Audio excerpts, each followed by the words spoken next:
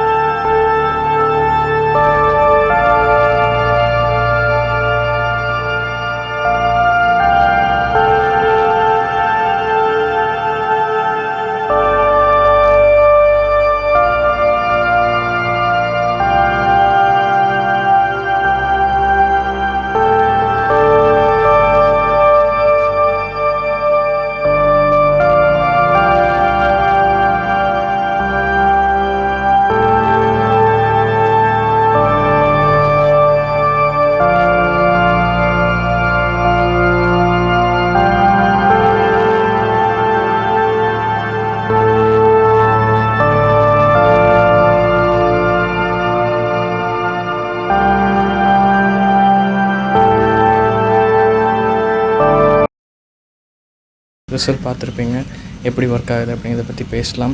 And ஆக்சுவலாக நான் ரொம்ப நேரம் வெயிட் பண்ணேன். நார்மலாக இருக்கிற அந்த ஆப்லேயே ரொம்ப நேரத்துக்கு வந்து ஸோ ப்ரௌன் ஆகிறதுக்கு லேட் ஆச்சு. அண்டு லைட்டாக அந்த கலர் வந்தோடனே சரி ஓகே வீடியோ எடுத்துடலாம் அப்படின்ட்டு எடுத்தேன்.